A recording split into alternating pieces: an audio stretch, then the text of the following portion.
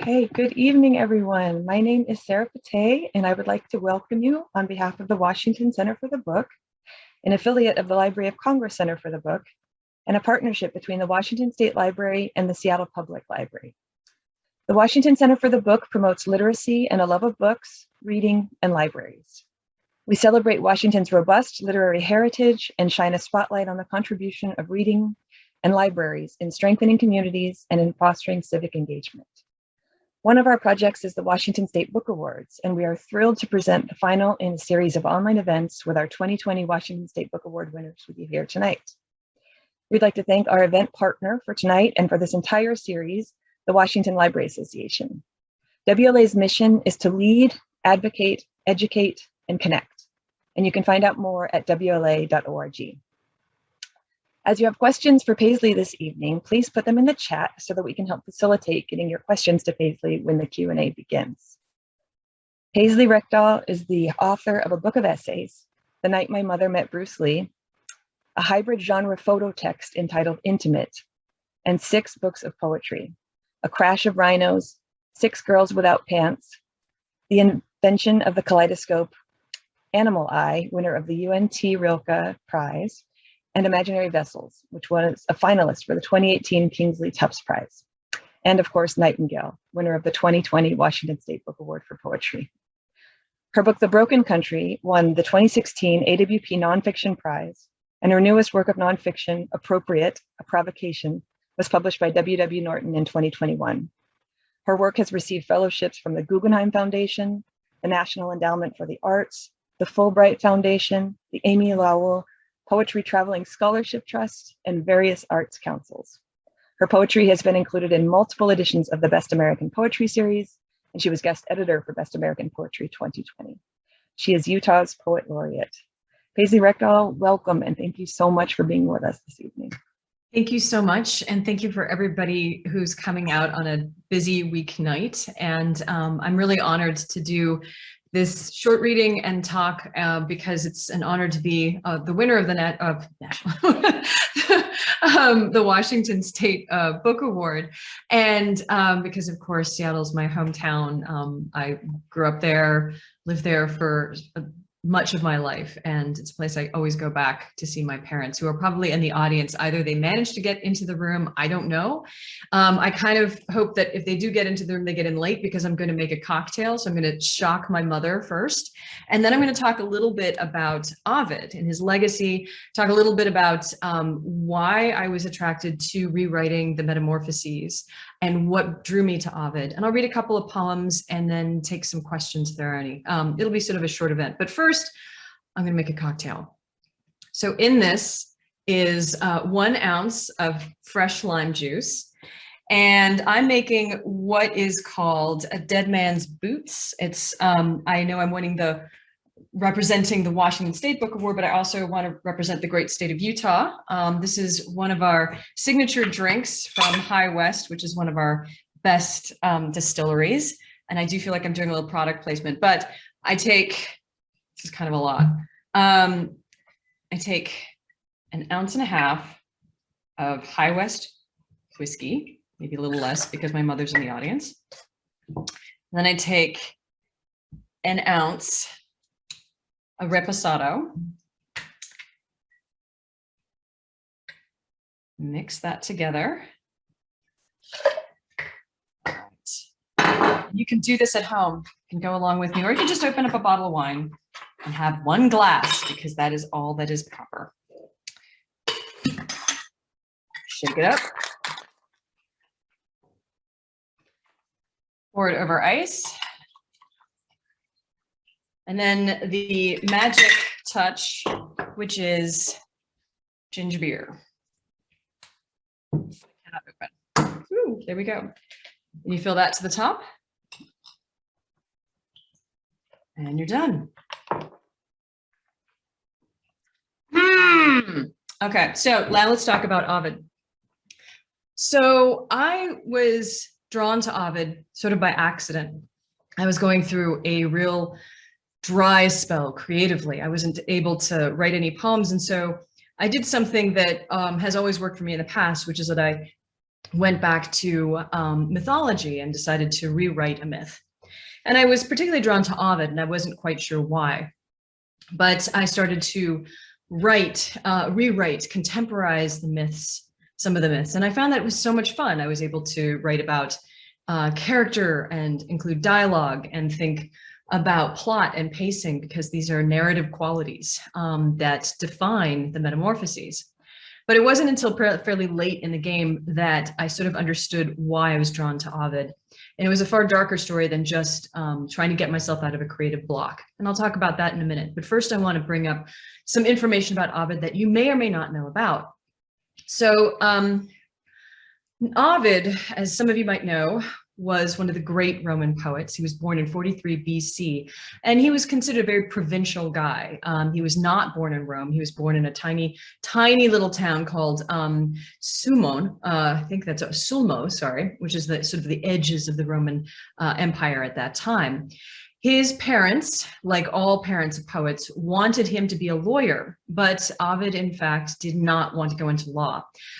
He did serve for a little while as a lawyer in a small town sort of legislator, you know, both in Greece and in different places around the Roman Republic, but he soon gave it up in his early 20s. He had a tempestuous love life early on. He was married 3 times, divorced twice, but his third wife, who he married right around the age of 30, was his great love. And she was sort of his rock during the time that he was exiled.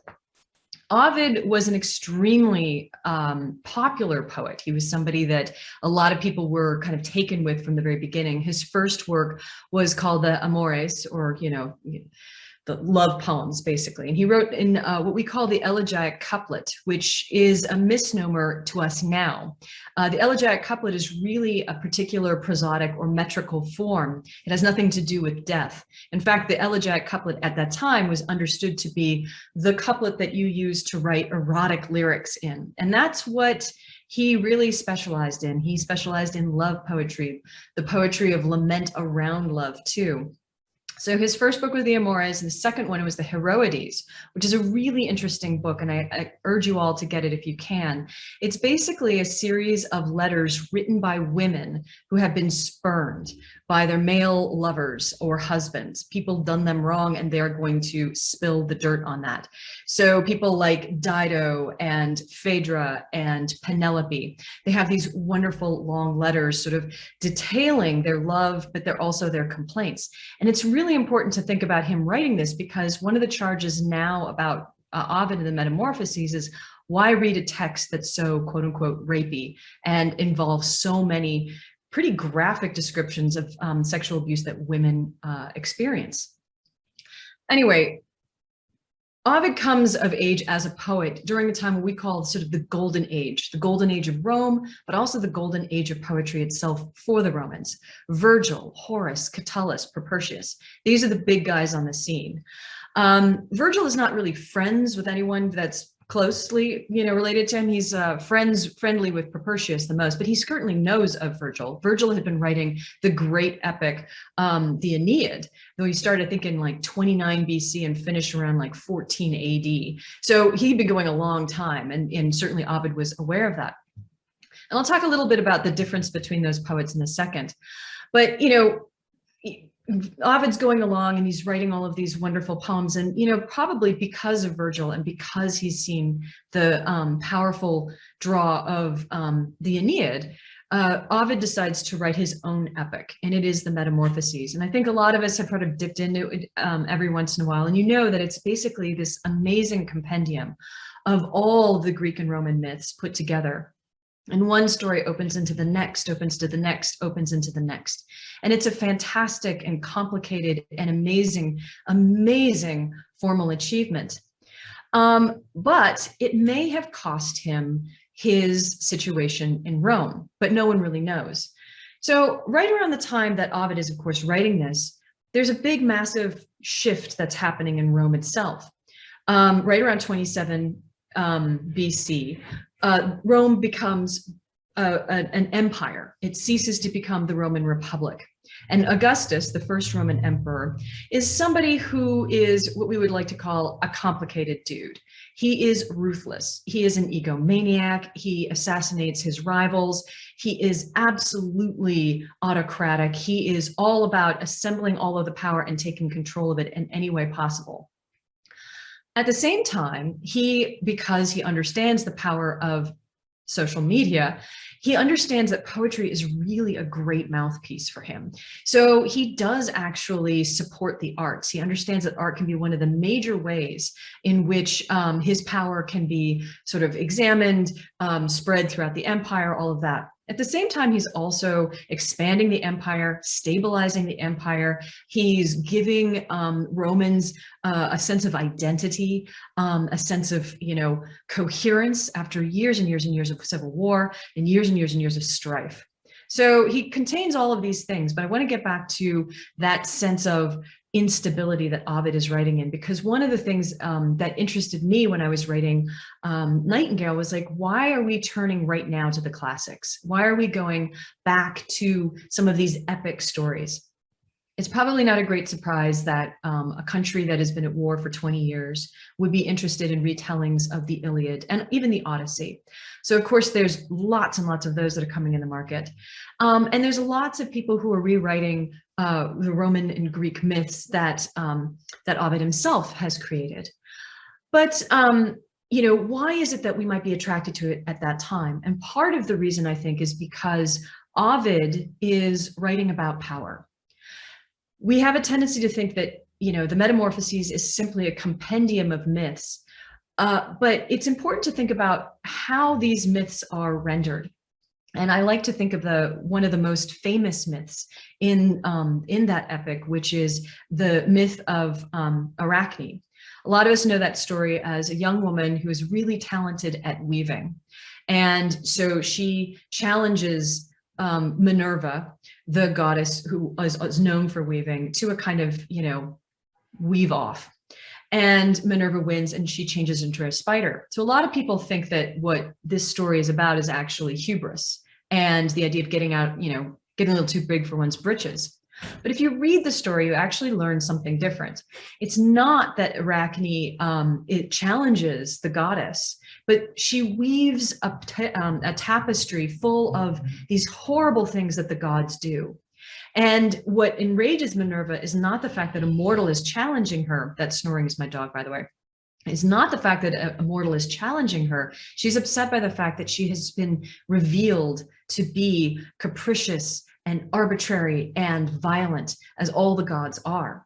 If you look at the Metamorphoses through a lens, the conversation around power, that's what that book is about. People are oftentimes treated unjustly for no reason by other authority figures. That gods come in and they do whatever they want and mortals suffer the consequence. And that's the story that comes up over and over and over and over again. So when we talk about rape and we talk about violence in the story, we might want to think about in what ways rape and violence are there to make a point about the limitations of human agency and the cruelty of administrators. So going back to the question, why was Ovid exiled, which we can't ever know? What is interesting is that around 88, or 8 AD, this is when the Metamorphoses is coming to its close. That is exactly when he is exiled to Tomis, the Pontus Euxinus, the outer reaches of the Roman Empire. It's just, completely nowhere culturally. And this is a terrible, terrible blow to Ovid, and he never recovers, and he writes the Tristia, and he spends the rest of his life trying to get back to Rome, but he never does. He dies out there. But is it that Augustus was horrified by the portrait of power that shows up over and over in the Metamorphoses? And this is where Virgil is important too, because think about the other Roman epic that is coming out at exactly that time. Well, it's a story of the founding of Rome, and it's a very conservative text. It's the text that's all about extolling Roman virtues, extolling the Julio-Claudian line, setting it up as a sort of divinity. And it is also a poem that not only excuses, but understands the Punic Wars as a sort of extension of the Roman project that was inevitable. You compare Virgil's the Aeneid with Ovid's Metamorphoses, and you have a wildly different kind of text and a wildly different portrait of what power looks like and what authority can look like. So that's all that the stuff that I was thinking about. And I think that it is really telling that at this moment in time, when we go back to the Greek myths, and we go back to these epics and these stories, almost all of the great epics and all the great stories have been retold again and again and again, but Virgil's has not. And I wonder how much that has to do with the fact that no one at this moment in time is interested in a conservative narrative of state building and empire. No one at this time feels like extolling the virtues of a government that might be read as quite autocratic. I'll let you think about that. I'm going to take another sip of this fine drink. So I'm going to read a couple of poems from Nightingale that, to me, talk about those particular themes. One of the things that I noticed over and over again also in Ovid is if it is a story of power and the story of how the powerless try to fight back against those in power, what's really interesting is how often they turn to art, how often they go to weaving, to sculpture, to poetry itself. And so I want to start with a poem called Philomela, which is one of the bloodiest, most violent stories in the Metamorphoses. And I rewrite it and contemporize it in a very different way. But I wanted to think about, does art actually give us voice, or does art itself have limitations? Philomela. Because her grandmother loved the arts, her father said, she'd willed the money to a distant cousin working as a sculptor. A decision made the month before she died from cancer, which the young woman cannot now believe was due only to a brain tumor, having endured the last deliberate ways her grandmother asked why she'd never married. The cousin who inherited the money showed her sculptures in a converted barn, the only space large enough to contain the seething shapes that seemed to flame up from their pedestals in precarious arcs. An audacity of engineering the young woman tried not to see as a reproach when, curious, she visited how the sculptures made her feel too earthbound, solid. At the gallery, she stared a long while at what she thought was a tree blasted by lightning, but the more she looked, the more clearly shapes emerged. There were a man's hands gripping a slender figure by the waist, the thin body writhing, frozen in his arms. It was a girl she saw, with shredded bark for breasts and dark charred wood for legs, as if the limbs had been snatched from a fire while burning. Her twig hands raked her captor's face.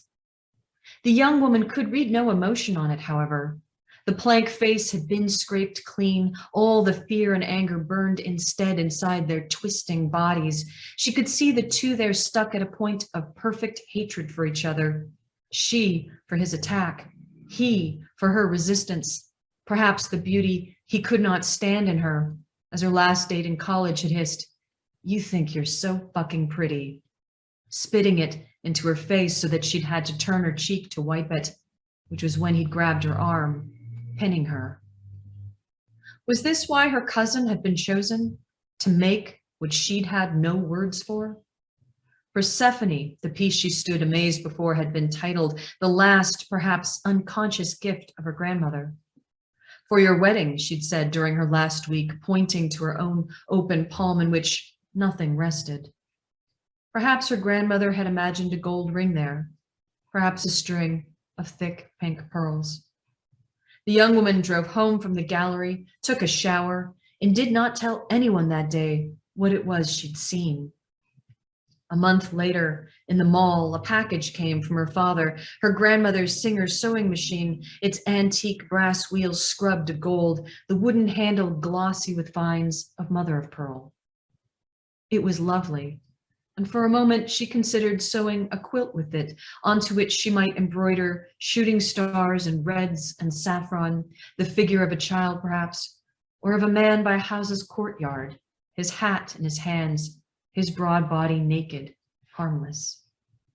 How much thread would that take to make, she wondered, and considered it a long while before packing up the machine again, sliding it back into its wood crate and high up onto a shelf of her bedroom closet, the place she kept some books, old clothes, and college papers, where she told herself it could wait. If you know the story of Philomela, and it's not required that you do, one of the things I wanted to do with this book was write poems that you never had to read the Metamorphosis to get something from it. But if you know that story, you know that it goes in a very different direction. Philomela is raped, and she tells her sister by weaving a tapestry to detail the rape because she herself has had her tongue cut out by her attacker.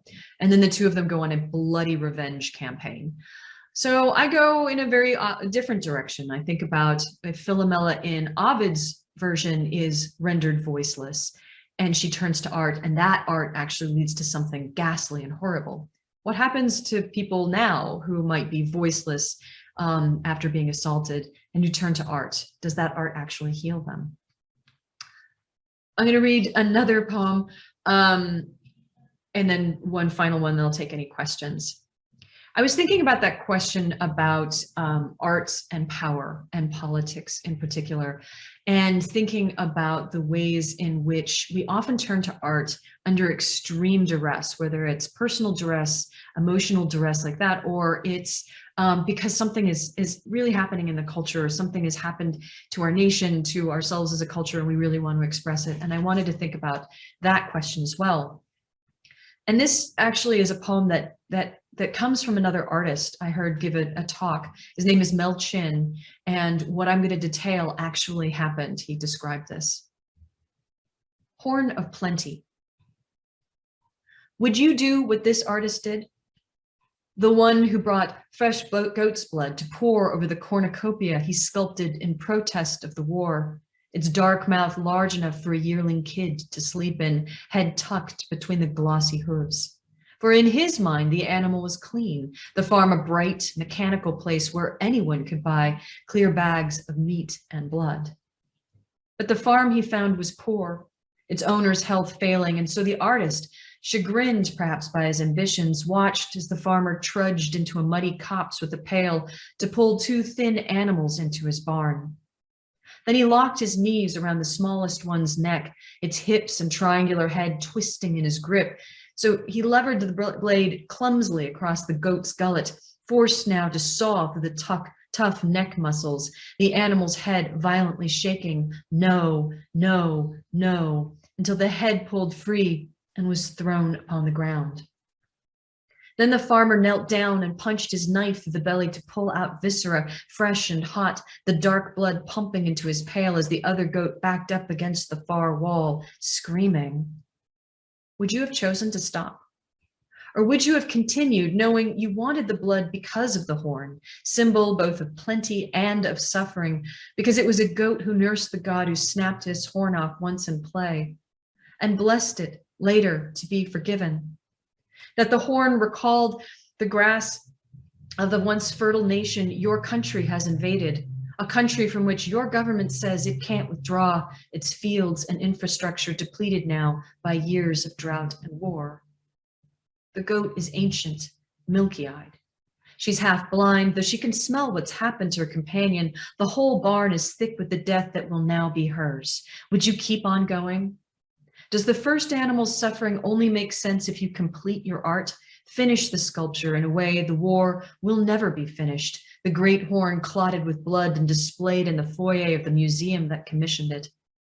The show will be titled after a line from the Iliad, freighted with dark pains, a description of the arrow shot by one soldier into the heart of another. The curators chose the line for the beauty of that title, for the beauty of that line, perhaps for its suggestion that the body giving and the body receiving pain were equally blameless. Only the arrow delivers sorrow. Only the arrow aches as it rips through the skin and muscle into the tender flank of the animal you are even now stroking in your arms.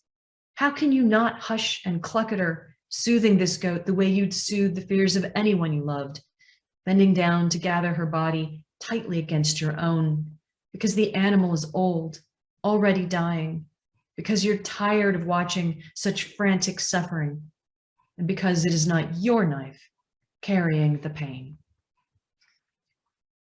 I know I read two of the darker poems, and in fact, I would like to tell you that it gets lighter, but it does not actually get much lighter. So I will read one happy poem, one happy-ish poem. And I would like to say one last thing about what attracted me to Ovid. So I was thinking about power and art and voice and voicelessness, but I was also thinking about form. I mean, one of the things that makes the Metamorphoses such a fantastic book to read even now is it's not just one story opening to the next. It's literally every single kind of literary form and mode that you can possibly imagine. There's the first example of indirect discourse in Western literature in there. There's mini epics, there's love poetry, there's science writing, there's philosophy, there's stories, there's humorous bits, and there's very sad bits.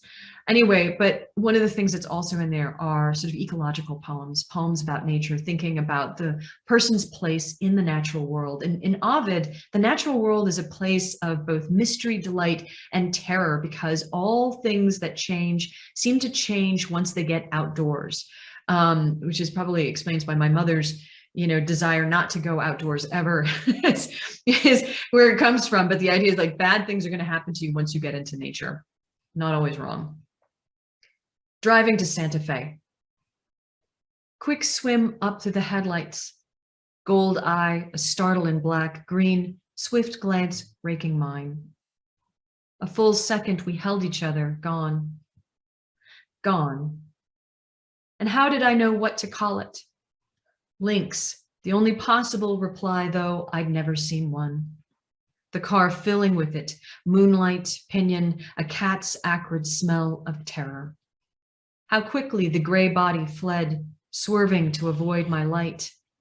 And how often that sight returns to me, shames me to know how much more this fragment matters. More than the broad back of a man I loved. More than the image of my friend, cancer-struck, curled beside her toilet. More than my regret for the child I did not have, which I thought once would pierce me utterly. Nothing beside that dense muscle, faint gold guard hairs stirring the dark. And if I keep these scraps of it, what did it keep of me? A flight, a thunder, a shield of light dropped before the eyes, pinned inside that magnificent skull only time would release, split back, fade, and reveal. Wind would open him. Sun would turn him commonplace, a knot of flies, a rib cage of shredded tendon, wasp nest fragile, the treasure of him like anything gone. Even now, I thumb that face like a coin I cannot spend. If something in me ever lived, it lived in him, fishing the cold, trout-thick streams, waking to snow, dying when he died, which is a comfort. I must say this, otherwise I myself do not exist. It looked at me a moment, a flash of green, of gold and white. Then the dark came down again between us. Once I was afraid of being changed. Now that is finished. The lynx has me in its eye. I am already diminished. I'm going to stop there and see if there are any questions. Happy to take any about writing poetry, the book itself, anything. So, Ovid.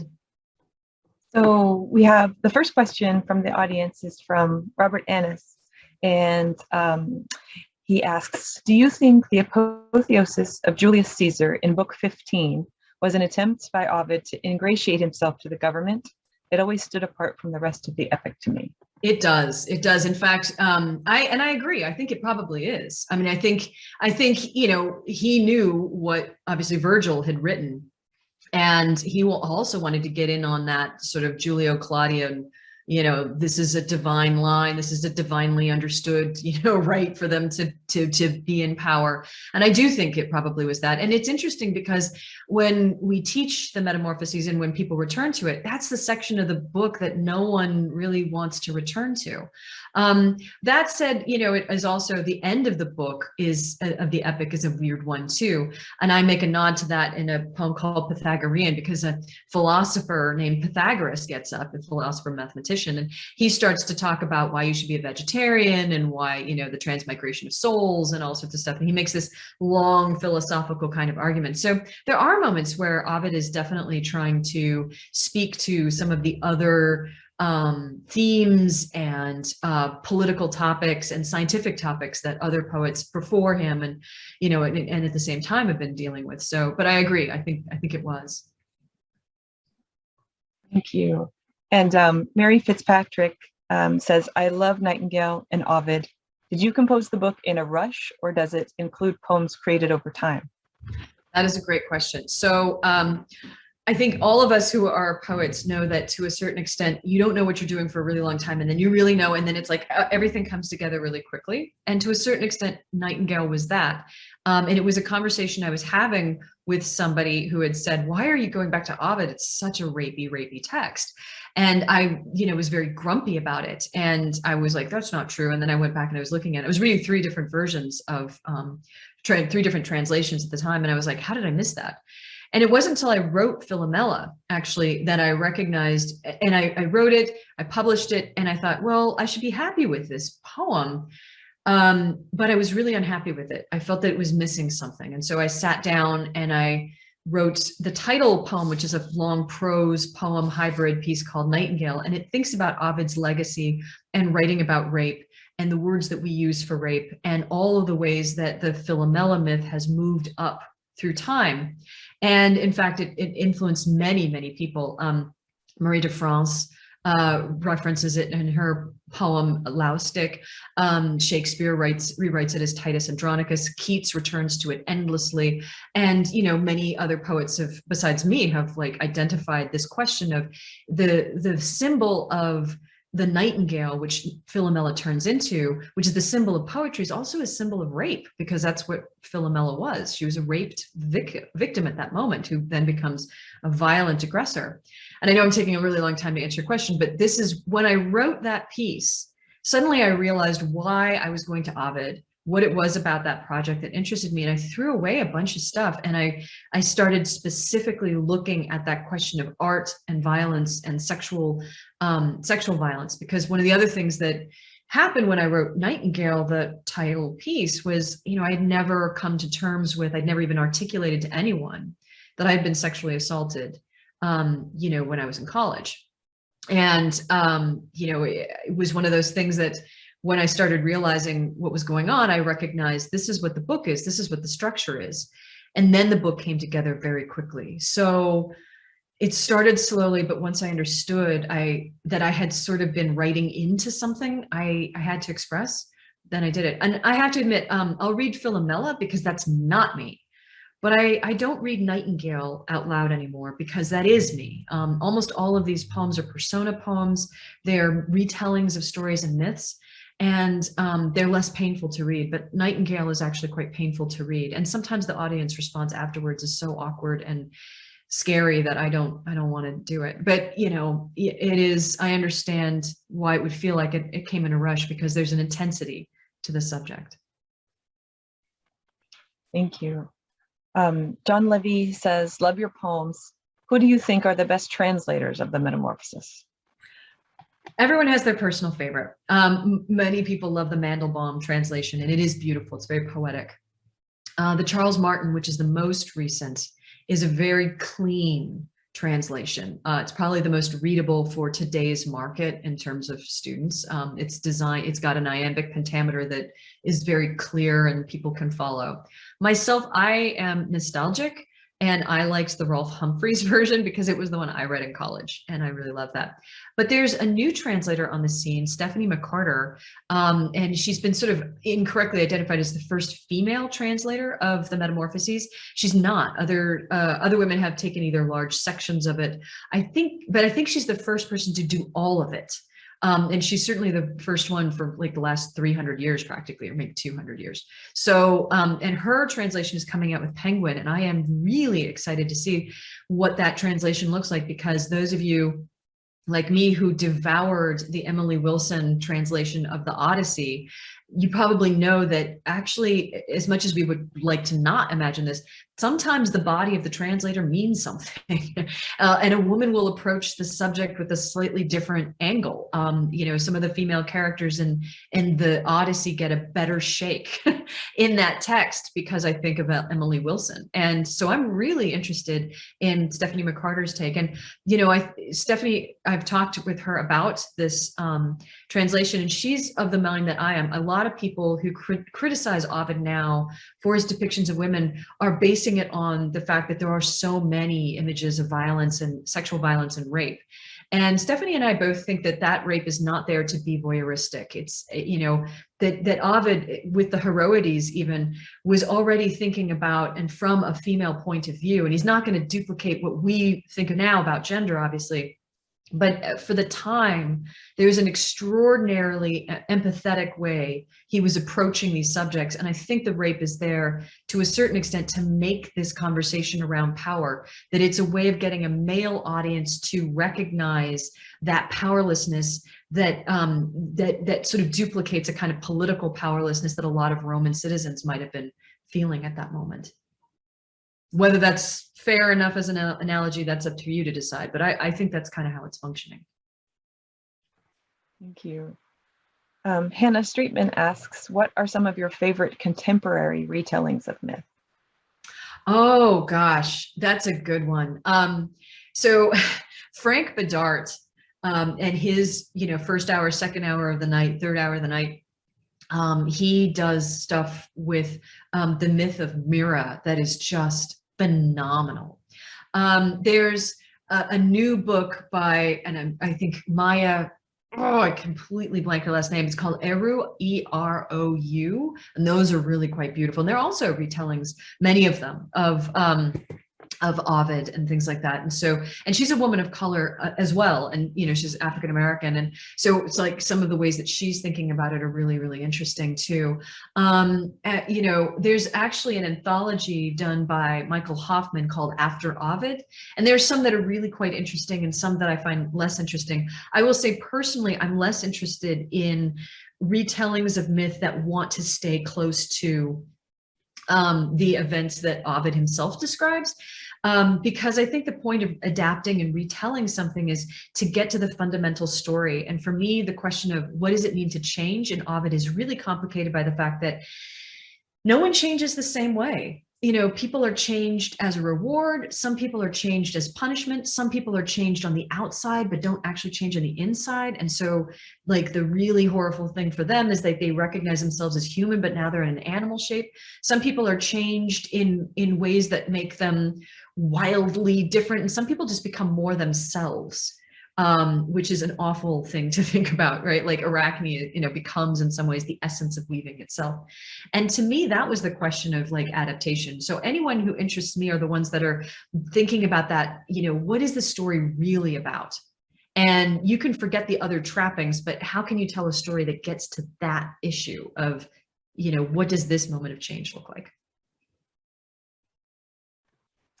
Okay, and John Levy asks, were there one or two poets you read when you were young that inspired you to become a poet yourself? Oh, you know, it's funny, as soon as people ask that question, it goes completely outside the, you know, I'll say this, when I was in high school, I kind of got interested in poetry totally by accident because I won a poetry writing contest for the city of Seattle. We had been offered extra credit in our English class. And so it was the first poem I'd ever written in my life. And it was obviously not very good, you know, but it was a kid's poem, but it won this big, you know, citywide prize for children. And I was like, what is it with this poetry thing? So I started reading poetry because I was like, well, why did I win? I just didn't understand. So I went to the university bookstore, which is a fabulous bookstore, as you know, and they would have these bargain sales, like everything's for $1. And so I fished out the only things that I could find that were books of poetry. And it was completely by accident. Czesław Miłosz's Winter Bells, Sylvia Plath's Daddy, and House on Marshland by Louise Glick. Those are the first 3 books of poetry I bought because I had $5 and I could buy 3 books of poetry. And I read those over and over and over again. I had no idea who these poets were. I mean, I can imagine I would be a completely different poet if I'd fished out Allen Ginsberg and Rod McEwen and, like, who knows? But I slavishly copied Louise Glick when I was a kid, and Czesław Miłosz, which I'm sure just baffled my English teacher. Like, no, why is this kid writing like she's in Poland in like 1950? Like, why is that happening? But that's what I did, and it was from learning, like reading and reading and reading them over and over again. But also, Ovid was one of the first poets, because my mom had a copy of the translation of The Art of Love. And I remember picking it up, and it was illustrated, and I loved it. And I kind of read it, and I don't think I understood it at all, but I just kind of love it because a lot of these were just these love lyrics. And when you're in high school, of course, your whole life is suffused with desire and longing for something. And it just made sense. So all of them. And I know that all sounds really highfalutin, but I do want to just stress, it was all by complete chance. I had no idea what I was doing. I had no idea. Thank you. Do you mind telling us a little bit about the role that libraries have played in your life, either personally or in your work? Well, libraries, I mean, honestly, like some of my first and best memories are actually of walking with my best friend up to the libraries, like up near Northgate. And, like it was a big deal. It was like a fun thing to go up there. And then, going downtown, we take the bus and we go to the library, and we'd spend this time. And actually some of my other earliest formative moments are actually accompanying my mom when she would go to the library. She's getting a graduate degree at the University of Washington. And so I would go with her, and she would go to the stacks, and she would just sort of park me in an area where kids' books were. And she'd be like, I'll be right back, like 70s parenting at its finest, and I would just be sitting there. And so growing up, like for me, libraries were a place of entertainment. They were a destination hotspot. They were a place of freedom because, a lot of times I went to libraries unaccompanied by adults or was left there by adults. And so, from the very earliest beginnings, I just loved libraries, and I still love them now, but I also love acquiring books. So it's a real tension with me. But I will say, like, when I was going to graduate school, that was another time when I became intensely kind of woven with a library, where I had gone to graduate school and I didn't know that much about contemporary poetry because I had started out as a classicist and medievalist. I hadn't read a lot of contemporary poetry at all. And so out of terror, I would listen to all the names that people were talking about, like Robert Hass and Leon Lee, and I'd never heard of these poets. And so, shamefacedly, I would go into the library and I'd take out all these books. And so almost every week I'd go in and I would check out like 10, 15 books and read as fast as I could, and get 10 to 15 more. And it meant that I just read everybody I could without necessarily knowing if they were good or not, but just to sort of, get that education. I couldn't have afforded that. I couldn't have afforded to buy those books. So the library to me was like a complete lifeline. Like that was my education. If I had not had that library, forget it. I don't think I could have been a poet. Thank you. And can you tell us what you're working on now? Beside this drink?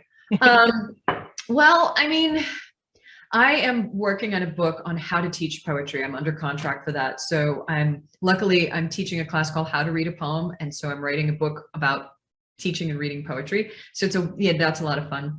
But I'm also finishing up a book about the Transcontinental Railroad, and it's a digital poem, and you can all play with it now and take a look at it. And I will put the address in the chat, and please go online. There's a lot of poetry videos.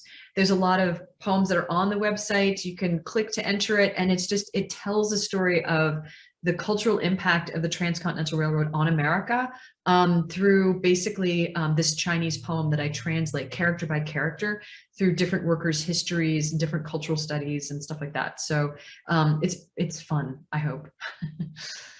That's it. Thank you so much. Well, thank you for being here with us tonight. Really appreciate hearing you read your poetry live to us and talking about your work. Thank you so much. And congratulations again on the award. Thank you so much. It really means the world to me. I mean, Washington it's my home state. So this is a real honor. I didn't cry in Target, but I did weep a tear too. And thank everyone for coming. I really appreciate it. And I hope you enjoy A Dead Man's Boots.